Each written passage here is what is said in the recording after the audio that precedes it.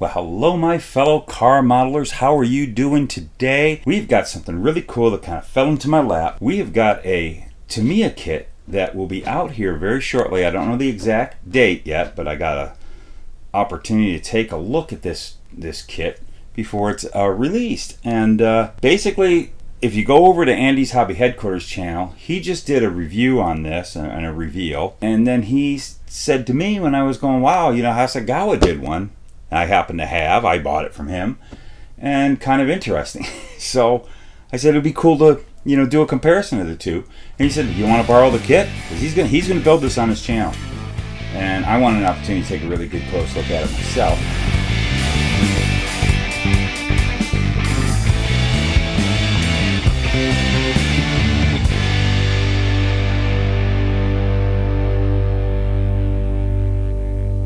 He said, "You want to borrow the kit?" And we'll do a little quick comparison of the Hasegawa one that's been available for quite a while. And then I guess this is an all-new tool, Tamiya. It's the Nissan Fairlady, or as we know it here in America, the 240Z. It's the 240ZG, which the 240Z was their basically the company or the factory's build number for the car. I'm probably not saying the correct thing. You'll correct me in the comments, and that's fine. The designation number for the particular car was 240Z.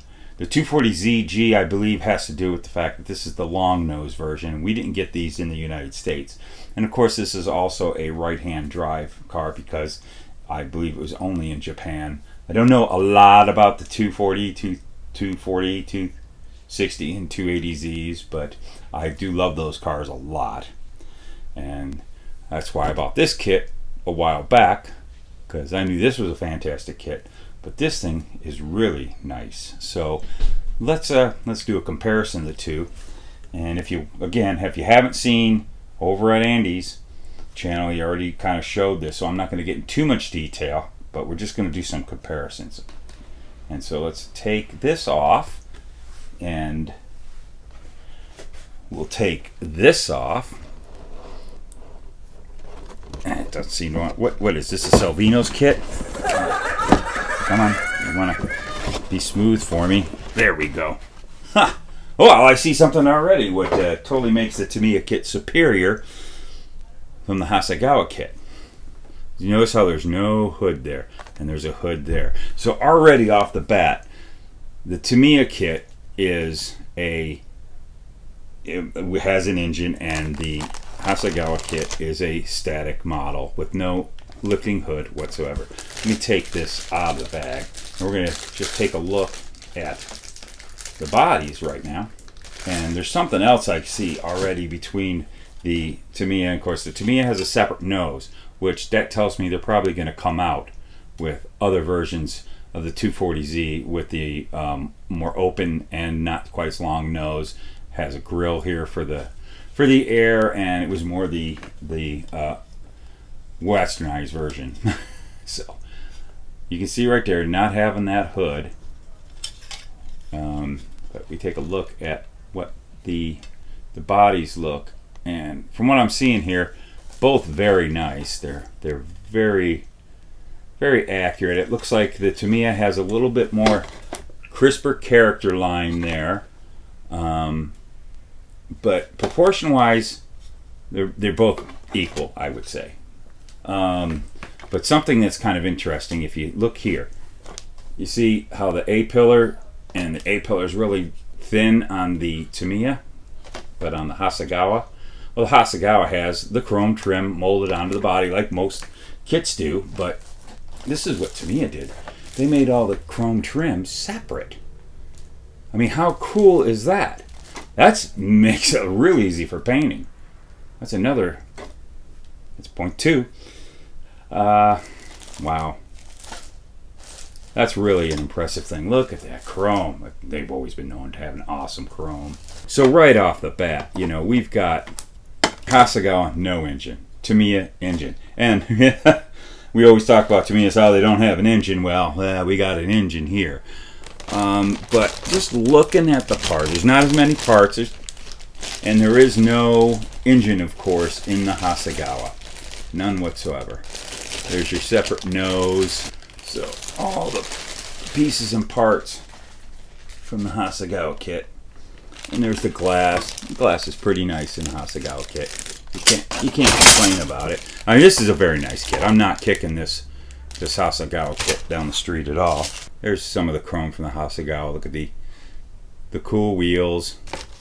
And you have your bumpers, and you have your nose, and you have your fender flares, and that's going to be something I want to compare, the fender flares, because I pretty much bought this kit because I wanted those flares more than anything. But as you can see in the Hasegawa, look what we got there. We have got ourselves just a molded in decent looking chassis, and everything else is separate. Exhaust is separate. Suspension's pretty nice. It's pretty accurate. It's not toyish, but we just have a molded engine bottom. But here, let's take a look. When we go into the Tamiya kit, we have a separate interior there right off that. But look at all them pieces and parts there. Suspension pretty look very similar. A little more detailed parts with the Tamiya. And of course, we don't have any engine in this kit. Nothing. There's your engine. Holy cow. All right. And there's your flares. And I can already tell you right now, just look at that. These are a lot better detailed, better flares, a lot better flares than the Hasegawa. And I like that they're a dull gray. I also like how we got a dull gray bumper. Some of these things where you wouldn't necessarily have to paint it. But there we go. There's that excellent inline 6 Nissan engine. Taking a look at that chassis. The whole undercarriage of the Tamiya. Very nice. All open for that engine. Oh, and look at that. Even the back hatch opens. You got the back hatch. There's a back lift hatch. You know, it's hands down. Tamiya wins. I haven't even gotten to the tires, and we already know the Tamiya tires. And Andy talked about, let's waft the smell of the rubber. Oh, yeah, wow. It does smell like rubber in there. Just look at the tire comparison there. Can you see that? Holy mackerel. This is, well, I'll switch them around. This is the Hasegawa. That is your Tamiya right there. Amazing how these two companies are very similar. Look at the gas door. There's a separate gas door. It's molded on here. I have got to say that nice kit, very nice kit. It's all I could get at the time. Wow, I might be selling that one because I'm going to be getting one of these.